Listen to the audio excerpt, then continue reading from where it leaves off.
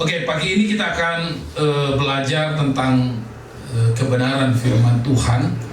Bapak Ibu, saya buka kitab 1 Tawarik 29. Kitab Tawarik ini jarang sekali banyak hamba Tuhan atau kita mau belajar, ya. Biasanya kan favoritnya kan Matius, Markus, Lukas, Yohanes gitu ya, kisah para rasul. Apalagi hampir kebanyakan suka di perjanjian baru. Ya, perjanjian baru itu tidak ada kalau tidak ada perjanjian lama. Ya. Jadi perjanjian baru yang ada surat-surat di perjanjian baru tidak akan ada kalau tidak ada perjanjian lama. Ya. Jadi jangan berkata bahwa perjanjian lama bahasanya tentang hukum-hukum. Perjanjian lama bahasanya tentang doktrin-doktrin gitu ya. Dilarang ini ya. Kalau ini begini hukumannya, wah luar biasa. Tapi kita harus belajar bahwa sebelum ada perjanjian baru, terlebih dahulu perjanjian lama sudah ada, ya. Walaupun bangsa Israel sampai sekarang itu Tauratnya yang dipegangnya, jadi dia nggak percaya justru perjanjian baru. Sampai sekarang mereka masih menunggu Mesias itu, ya. Oh ya, Anda jangan Yahudi itu sekarang mereka nggak percaya Yesus Kristus. Yang mereka percaya itu Musa. Yesus mereka nggak percaya, ya. Mereka tahu ceritanya hanya sebagai manusia biasa, apalagi mereka menggali bahwa yang mati itu bukan Yesus gitu ya. Nah ini udah ngaco ajarannya. Jadi mereka masih menunggu Mesias itu, ya. Nah kita akan belajar tentang judulnya saya buat begini: rela memberikan persembahan kepada Tuhan. Ya, saya ambil dari 1 Tawarik 29. Tapi sebelum mengupas ini, saya terlebih dahulu mengupas sejarahnya dulu, ya, sejarahnya dulu. Ya, agar kita tahu kenapa judul ini dimunculkan, ya. Kita akan tahu sejarah. 1 Tawarik atau kitab Tawarik itu adalah kitab, bukan kitab sesuatu yang baru. Kitab Tawarik itu adalah kitab yang mengulang, ya. Kitab yang diulang kembali dari mulai kitab Kejadian sampai kepada Yerusalem, sampai kepada Daud merebut Yerusalem. Next. Ya, ini kitab Tawarik. Jadi Tawarik itu bicara tentang sejarah, ya. Jadi Bapak Ibu kalau membuka mulai dari 1 Tawarik pasal 1 itu udah silsilah itu ya. Abraham ini keturunannya, mulai dari Adam ini keturunannya, ya. Jadi Tawarik itu bicara tentang sejarah, ya, bicara tentang kejatuhan Yerusalem sampai Daud muncul. Ya, nanti di Tawarik kedua mulai lagi Salomo yang meneruskan anaknya daripada Daud. Kemudian di Tawarik ini, kitab Tawarik ini adalah peristiwa ya tentang sejarah bangsa Israel dan bangsa Yahudi. Jadi sejarah. Memang saya kalau melihat sedikit sekali orang mau bicara tentang sejarah, tapi kita harus tahu.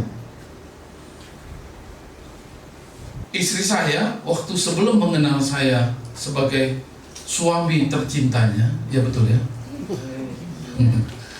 Pasti harus tahu sejarah. Kalau orang Jawa bilang bibit, bobot, bebet, ya, harus tahu sejarah. Ya, kalau kita nggak tahu sejarah nggak akan tahu. Jadi kitab Tawarik inilah sejarahnya, ya. Jadi yang dibahas dari kitab Tawarik pertama sampai 2 Tawarik juga membahas tentang sejarah, peristiwa, kerajaan Israel sampai Yehuda. Ya. Next. Jadi sedikit aja pengenalan, ayo. Oke, di sini sedikit saya bikin coret-coretan ya. Filenya sudah saya tinggalin, nanti mungkin bisa di-share ya, biar kita belajar tentang firman Tuhan. Ya, bicara sedang sejarah apa saja yang dikupas di situ ya, tentang keturunan Adam sampai kepada Abraham ya. Kalau kita baca ya silsilah Yehuda, Daud, kemudian tentang Daud menjadi raja, terus Daud merebut Yerusalem ya. Nah, di sini nanti pada yang kita bahas di pasal 29 itu adalah titik di mana Daud mengalihkan kerajaannya kepada Salomo anaknya. Ya, karena yang kita bahas ini adalah 1 Tawarik 29 terakhir ya. Next. Ya, ini sekelumit tentang 2 Tawariknya, tapi saya nggak kupas, kita nggak berada di 2 Tawarik, tapi nanti 2 Tawarik bicara tentang Salomo ya, bicara tentang Salomo ya. Oke, next. Ada beberapa hal yang penting yang harus kita ketahui sedikit, perlu sedikit. Kita tahu kalau Salomo itu adalah raja yang kaya raya ya. Dia bangun istananya, dia bangun mesbah Allah itu luar biasa ya, emas, perak ya. Saya berpikir tadinya wah luar biasa ya Salomo, hebat. Tapi saya setelah baca, ternyata Salomo itu membuat dia bisa jaya, bisa kaya itu karena andil dari orang tuanya, bapaknya, yaitu Raja Daud. Karena kalau kita lihat, Raja Daud itu menempatkan orang-orang yang dia percaya di tempat-tempat atau strategis gitu, di tempat-tempat, atau kalau sekarang di Jokowi menempatkan para gubernurnya, para menterinya, para bupati dan semuanya itu di tempat yang luar biasa yang ditunjuk oleh Allah ya. Kenapa Daud pintar? Karena memang Daud ini raja yang suka perang, raja yang tahu tentang strategi perang gitu loh. Jadi dia membuat ini supaya sepeninggalan dia diteruskan sama keturunannya ini sukses. Terbukti Salomo kaya karena strategi yang dilakukan oleh Daud ya. Padahal Salomo tidak minta kaya loh. Nah kita lihat nih ya, saya kutip sedikit. Salomo nggak minta kaya. Apa yang dia minta ya? 2 Tawarik 1 ayat 10, berilah sekarang kepadaku hikmat dan pengertian. Bukan berilah saat ini kepadaku jadi orang kaya. Enggak. Yang diminta apa? Hikmat dan apa? Pengertian. Nggak minta kaya dia. Karena dia kaya karena strategi yang sudah dilakukan oleh ayahnya. Dia minta hikmat dan pengertian. Bapak Ibu kalau pengen tahu bagaimana memiliki hikmat yang kayak Salomo, belajar 2 Tawarik. Ada di sana sehingga kita punya hikmat yang luar biasa ya. Nah, sedikit tentang pengenalan Daud. Karena nanti di pasal yang ke-29 ini bicara tentang Daud ya. Ya mungkin Bapak Ibu anak sekolah minggu sudah tahu ya, Raja Daud ini yang mengalahkan Goliat yaitu ya, dia seorang gembala, ya pintar perang. Tapi ini bisa dibaca ya, Tapi saya mau lihat bahwa kesalahan Daud, kenapa Daud jatuh dalam dosa? Yang mungkin kita tahu Daud jatuh dalam dosa hanya dia kan merebut istri orang, Bathsheba. Semua orang tahu, gembala pun tahu. Sedikit yang tahu yang ketiga kesalahan Daud. Dia merebut istri orang yaitu Bathsheba. Kemudian suaminya Bathsheba, Uria, disuruh perang, tapi disuruh berada di depan. Ya, licik ya. Ya. Biar mati, biar istrinya lari ke dia. Ya. Nah, itu yang kedua, semua orang sudah tahu. Kesalahan Daud ketiga yang jarang kita ketahui. Apa kesalahan ketiga? Dia suka perang. Dengan dia suka perang, tangannya berlumuran darah. Ini kesalahan. Kenapa? Terbukti pada saat dia mau menyelesaikan bait suci itu nggak jadi. Tidak selesai dan Allah tidak berkenan kepada tangan yang berlumuran darah itu. Ya. Jadi walaupun Daud akhirnya minta pengampunan Tuhan ya, walaupun Daud minta belas kasihan Tuhan dan Tuhan mengampuninya ya. Ya Tuhan kita apa sih yang nggak diampuni? Kalau kita salah pasti diampuni ya dong, selama kita mengaku kesalahan kita ya. Yang next Ini catatan yang mungkin perlu Bapak Ibu ketahui. Pembangunan bait suci Allah di zaman pemerintahan Raja Daud itu nggak selesai. Ya, kenapa nggak selesai? Ini yang saya mau katakan tadi. 1 Tawarik 28 pasal 3. Ya, tetapi Allah telah berfirman kepadaku, engkau tidak akan mendirikan rumah bagi namaku, sebab engkau ini seorang prajurit yang telah menumpahkan darah. Banyak dia pun tangannya berlumuran darah. Ya, itu yang menyebabkan bait suci Allah tidak selesai di zaman kerajaan Daud. Akhirnya yang meneruskan selesainya di zaman kerajaan Salomo. Oke. Nah, ini sedikit prolog. Waduh, prolog aja udah 30 menit. Ya, tapi kita senang belajar tentang firman Tuhan. Amin. Amin. Ya.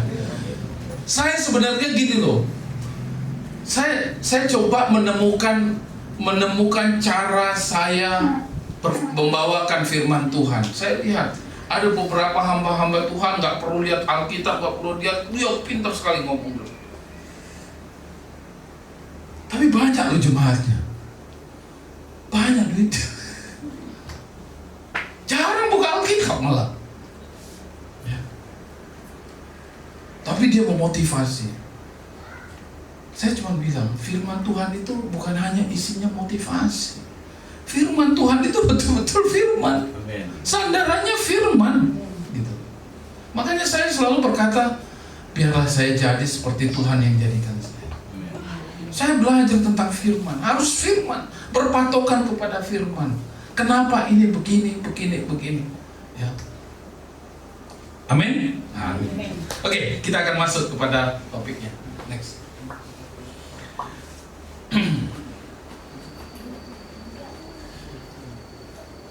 Rela memberikan, jangan dimunculin dulu. Oke, rahasia itu. Ya. Rela memberikan persembahan kepada Tuhan, Bapak Ibu Saudara. Saya coba menerjemahkan satu persatu ini kalimat. Ya, kalau kita memberikan, pahamlah persembahan kepada Tuhan. Kenapa? Di Tawarik 29 ini bicara tentang persembahan kepada Tuhan. Karena saat itu Daud sedang mendirikan mezbah Allah. Daud sedang mengumpulkan semua pengikutnya, mulai dari prajurit, menteri sampai kepada masyarakatnya, untuk bersama-sama memikul bait suci Allah. Saya tanya Bapak Ibu Saudara, sebenarnya kalau tidak dilibatkan menterinya atau prajuritnya atau masyarakat saat itu, Daud mampu nggak mendirikan mezbah Allah? Daud mampu nggak mendirikan? Mampu. Apa nggak mampu? Dia raja kok. Amin. Dia raja, mampu. Tapi kenapa dilibatkan? Agar semua orang tahu bagaimana membangun bait suci Allah. Nah, ini yang kita akan pelajari. Nah, saya coba terjemahkan. Saya paling suka kotak-katik, sama Bapak Gembala, kotak-ngatik, isi Alkitab, pakai gadget, pakai dunia maya, kita browsing kemana itu, terus buku-buku ya, karena dulu kita belajar dengan buku-buku ya. Ada hermeneutiknya, ada eksegesisnya, segala macam harus dikali biar ketemu gitu loh. Nah, saya coba menerjemahkan rela ini apa ya artinya rela. Nah, ini saya ambil dari kamus bahasa Indonesia yang benar. Ejaan EYD itu yang benar. Ya. Oke, kita next. Apa artinya rela? Ya. Rela dalam kamus bahasa Indonesia artinya bersedia dengan ikhlas hati. Itu rela, ikhlas hati. Jadi tidak dengan paksaan. Ikhlas hati. Kalau ikhlas itu ya nggak didorong-dorong. Memang dengan kehendaknya, dengan keinginannya, Tuhan menggerakkan hatinya memberikan. Tuhan menggerakkan dirinya untuk memberikan buat Tuhan, buat pekerjaan Tuhan. Itu artinya rela. Kemudian saya coba ambil tambahan. Rela itu kan kalau ditambahkan merelakan atau ini akan muncul. Next. Nah ini. Jadi beda kan pengertiannya ya. Kalau kita tambahkan rela jadi merelai ya. Artinya apa? Mengizinkan. Merelai. Nih, merela gitu ya. Mengizinkan atau memperkenankan.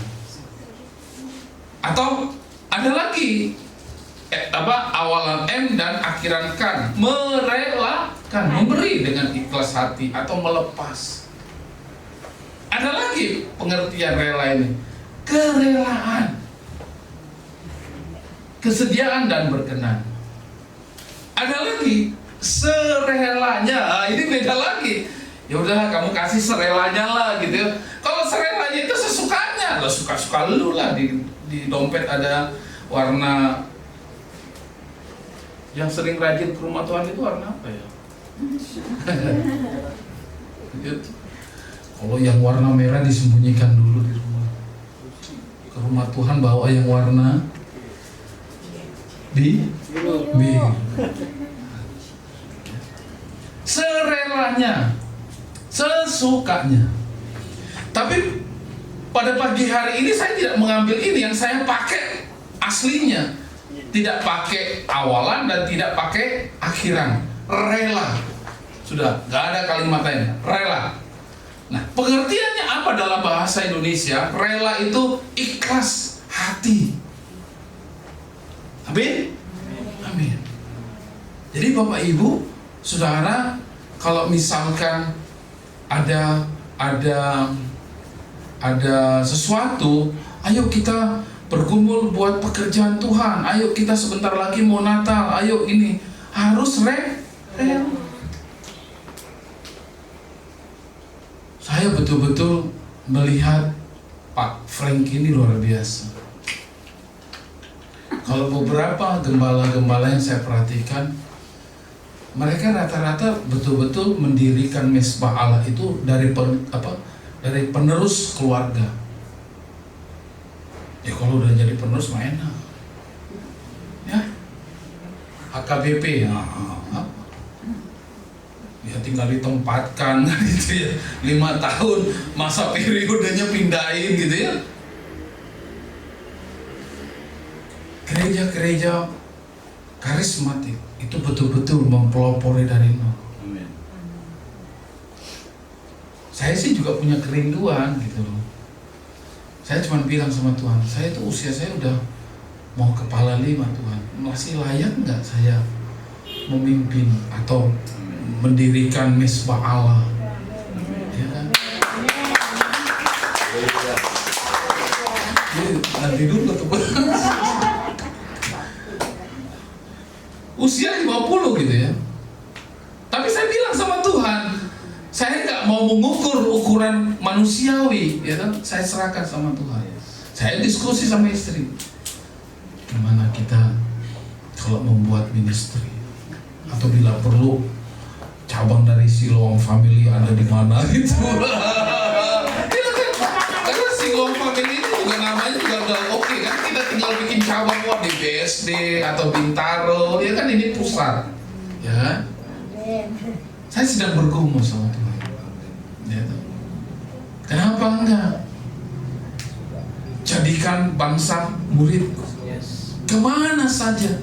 Bukan hanya saya dengan Pak Gembala yang harus menjangkau jiwa ini, Bapak Ibu Saudara sekalian. Bawa jiwa-jiwa untuk datang ke rumah Tuhan. Penuhi tempat ini agar suara Tuhan menggema. Ya. Kita menangkan Kemang ini untuk kemuliaan nama Tuhan. Nggak ada yang mustahil. Amin. Ya, nggak ada yang mustahil. Ya. Ini, oke. Next. Di Tawarik 29, di 1 Tawarik 29, apa yang pokok pembahasan yang dibahas? Ya. Jadi saya tidak ingin membaca ayat per ayat ke Bapak Ibu Saudara sekalian karena panjang. Pasal 29 ini saya sudah meringkasnya, saya sudah mengeksposisinya.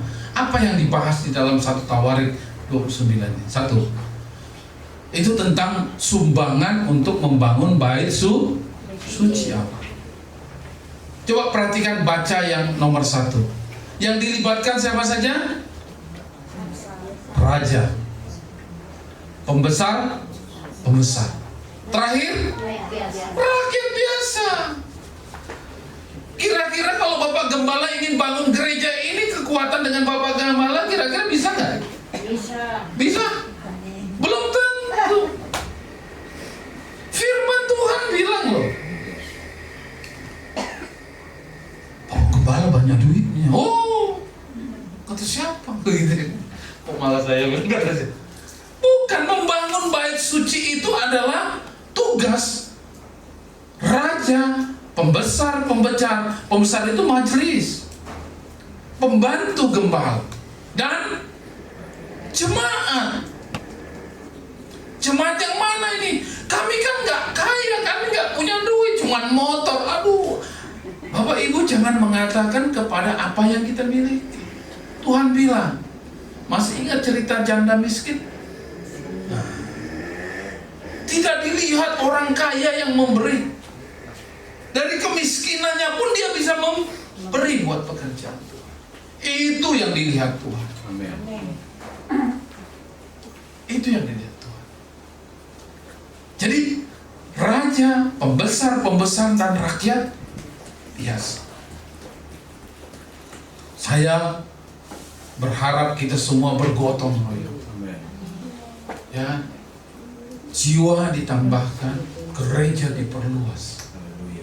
Tapi nggak bisa sendiri, dikerjakan oleh Bapak Gembala, Ibu Gembala, nggak bisa. Didukung sama majelis, didukung sama rakyat. Ya. Apa yang didukung? Dukung dengan doa, itu yang pasti. Dukung apa? Dukung dengan kemampuan. Yang kedua, apa yang dibahas di 1 Tawarik 29? Kesukaan mereka memberi persembahan didorong dengan kesukaan mereka akan hadirat pimpinan. Bapak Ibu merasa bahwa pada saat beribadah di tempat ini hadirat Allah ada enggak? Ada. Kita lebih dari berapa ini? Ya, ini udah lebih dari 5, 10, bahkan 15. Firman Tuhan, 2-3 orang datang memuji Tuhan, hadirat Allah ada di situ. Jangan Anda bilang bahwa hadirat Allah tidak ada. Nah, itu. Jadi kesukaan mereka memberi persembahan didorong dengan kesukaan mereka akan hadirat dan pimpinan Allah. Setiap saya beribadah, saya setiap beribadah di sini, kalau puji-pujiannya membuat saya menghayati luar biasa masuk hadirat Tuhan. Ya, bukan karena saya sedang bereforia supaya kelihatan jemaat menitikan air mata. Waduh, ngapain menitikan air mata? Tapi hadirat Allah ada di sini. Yang ketiga, Tawarik 29 itu berisi tentang sikap yang mendalam dalam memberi bagi pekerjaan Tuhan. Itu isinya di dalam pasal 29. Ya, jadi saya rangkum 1 Tawarik 29 berisi dengan poin-poin ini. Ya. Oke. Next. Waduh. Apa yang harus dilakukan untuk jemaat GPD Siloam Family?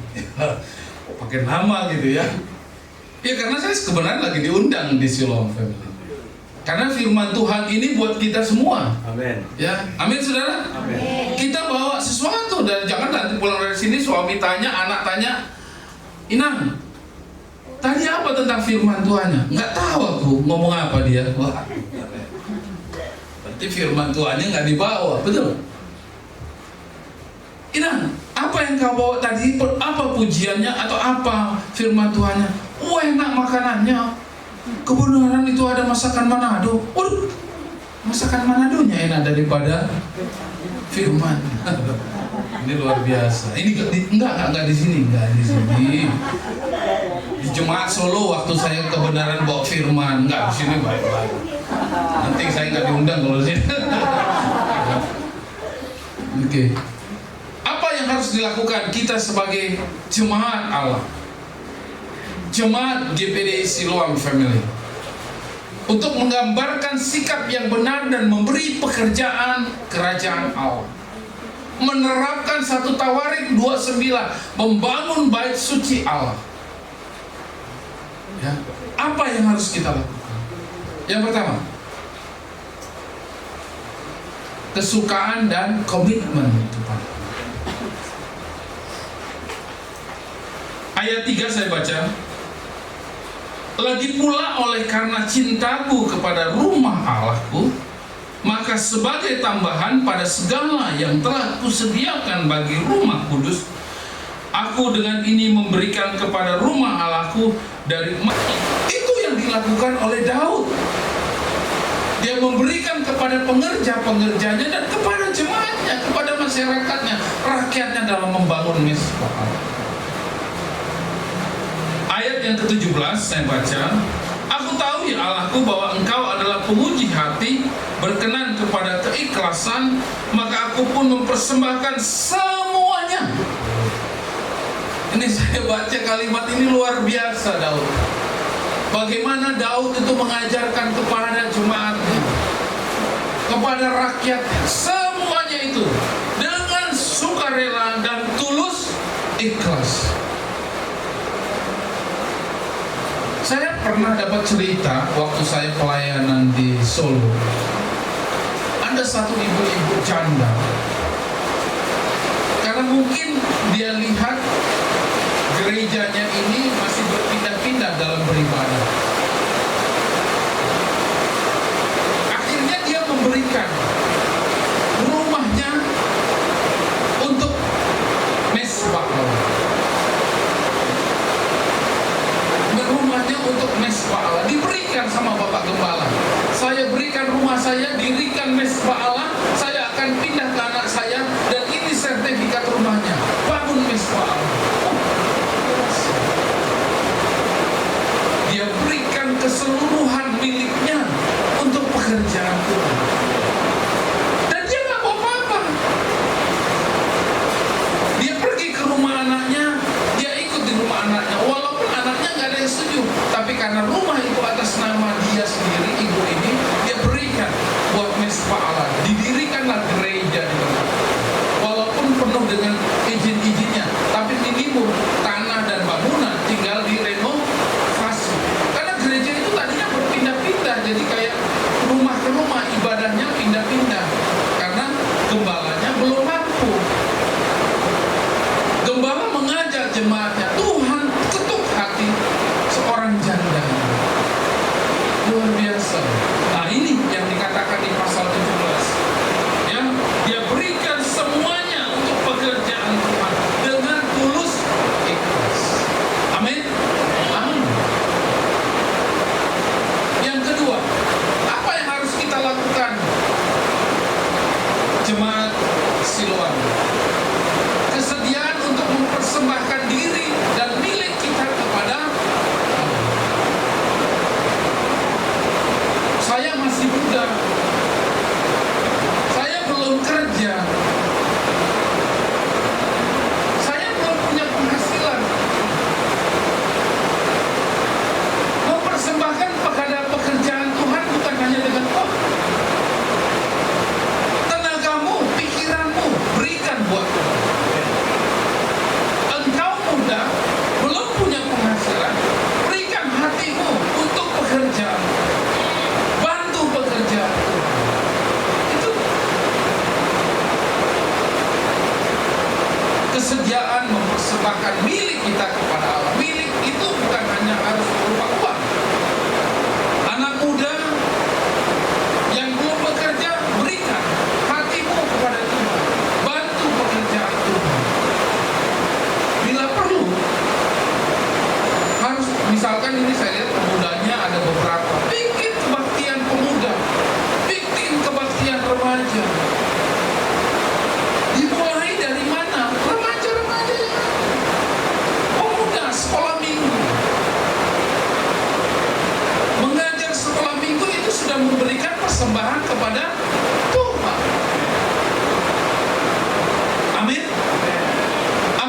muda, amin. Anak mudanya pada kurang bersemangat sedikit. Jangan, anak muda itu nggak boleh nggak semangat. Orang tua saja yang sudah berusia sudah 50 atau 60 semangat, anak mudanya nyender-nyender. Kalau lo nggak ngerti lah, gue baru teler kemarin. Dan hati-hati, saat firman Tuhan disampaikan, iblis latang ke telinga kita. Ya. Iblis nggak mengganggu kita, mengganggu orang-orang yang nggak usah denger. Dia mah cuma ngomong doang itu mah. Ini repot nih. Ya. Pokoknya iblis yang mengganggu begini itu harus ditangki dalam nama Yesus. Ya anak muda ya, remaja. Ya. Saya akan bacakan ayat ini. Ini saya lagi ngelawan suara, ngelawan. Masih kedengaran ya suaranya? Masih ya. Untung saya orang Batam. Kalau orang Jawa kalah suaranya. Ayat 5. Yakni emas untuk barang-barang emas dan perak untuk barang-barang perak, dan untuk segala yang dikerjakan oleh tukang-tukang. Maka siapakah pada hari ini yang rela memberikan persembahan kepada Tuhan? Ya. Dengan rela hati. Ya. Di ayat 5 ini Daud menantang, Allah menantang, siapa yang rela memberikan buat pekerjaan itu. Kemudian ayat yang ke-6,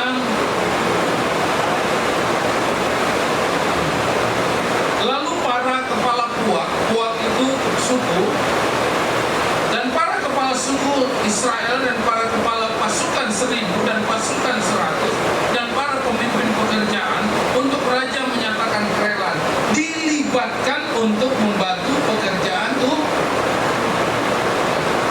Bayangkan, kepala sukunya ikut terlibat, pasukan 1000 ikut terlibat, pasukan 100 ikut terlibat. Ya. Yang ketiga, apa yang harus dilakukan oleh GPDI Siloam?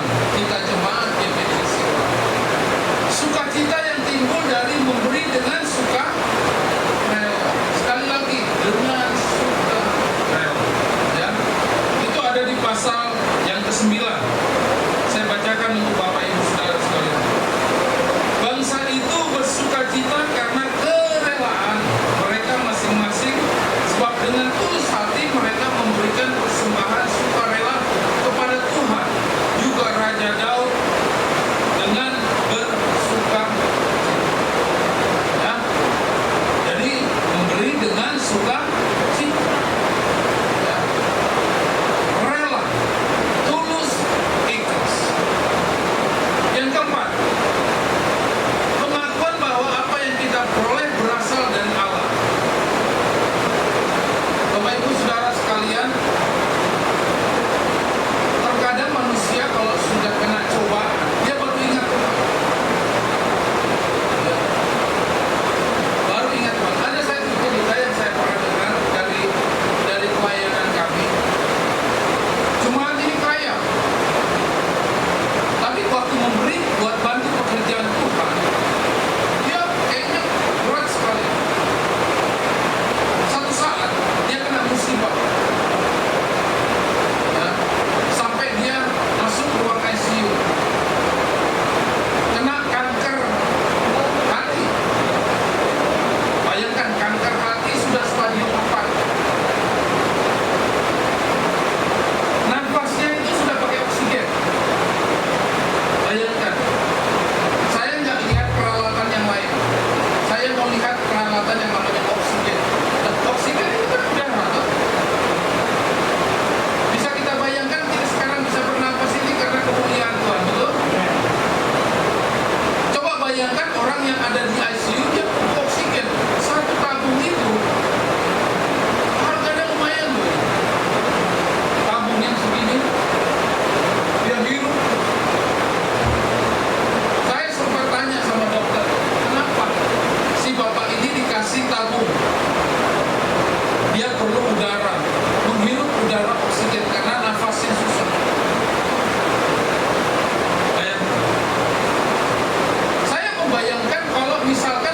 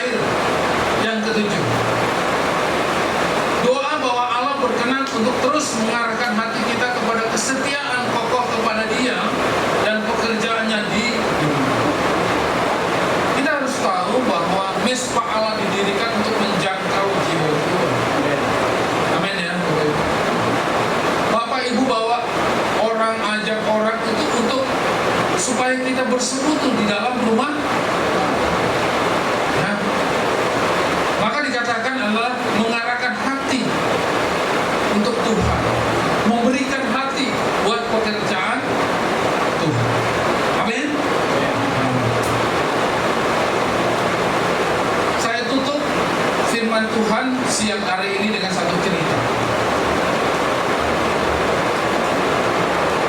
Ada satu cerita di pulau kecil hiduplah seorang petani. Petani ini bicara, suaminya ini bicara kepada istrinya. Dia katakan begini,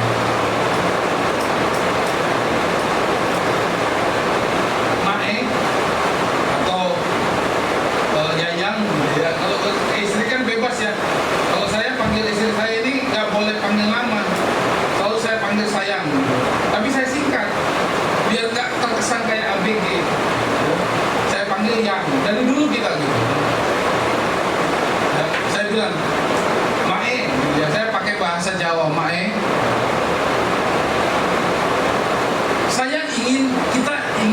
Keinginan dia ingin memberikan persembahan kepada Tuhan.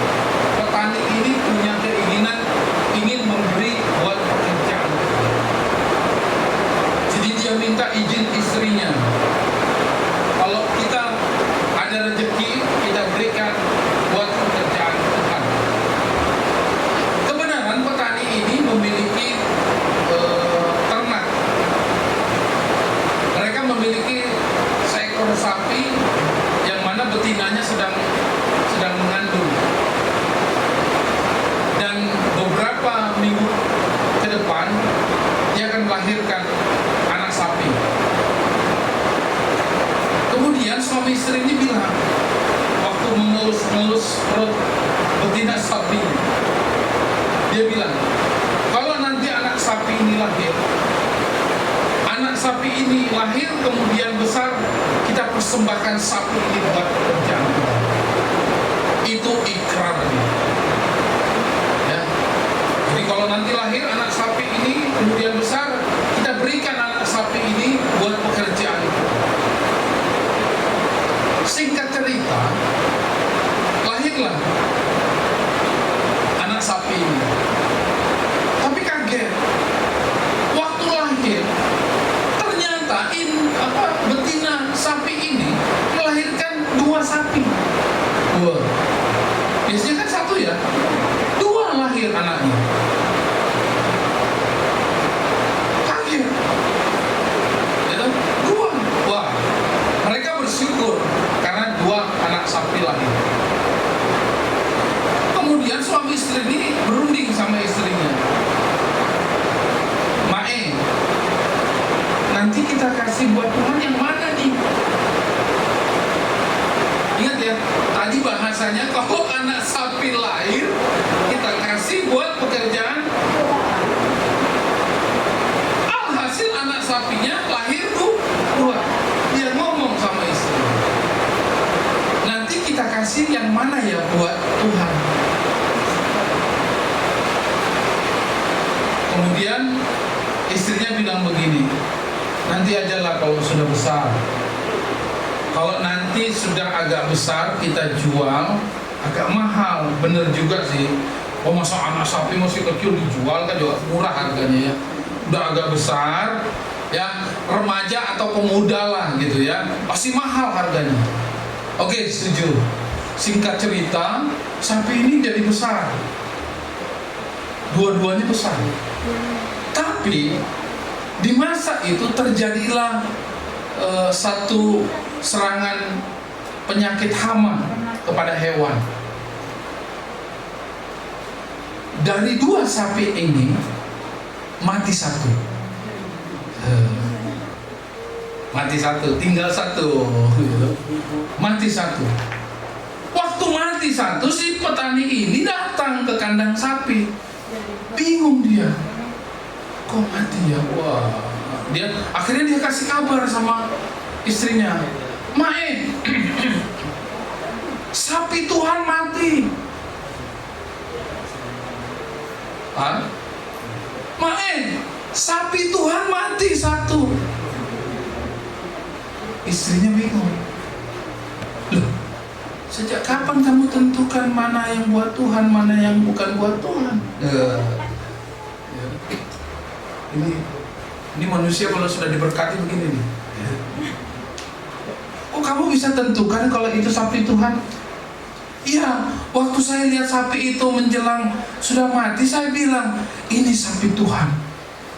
Jadi sapi Tuhan yang sudah mati itu sapi Tuhan. Ya. Istrinya bingung.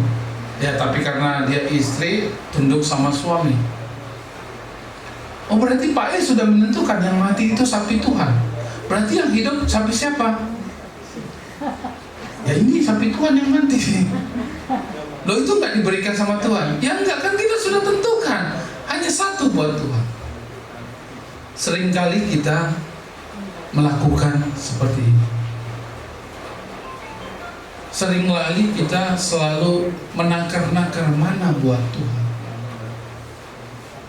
Giliran kita dapat sesuatu, kita berdoa kepada Tuhan.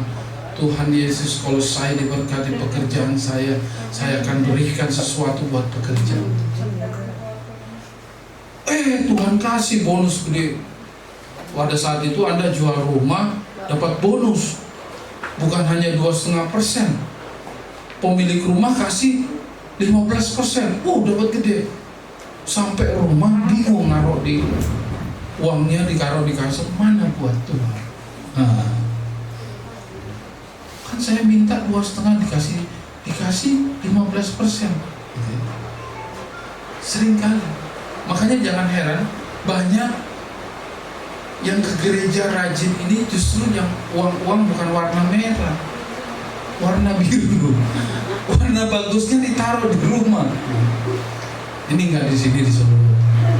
Ini baik. Sekarang kita mau berikan kepada Tuhan. Haruskah kita berikan yang terbaik buat pekerjaan Tuhan? Amin. Gereja ini, gembala GPD Siwa, butuh dukungan Bapak Ibu Saudara sekalian.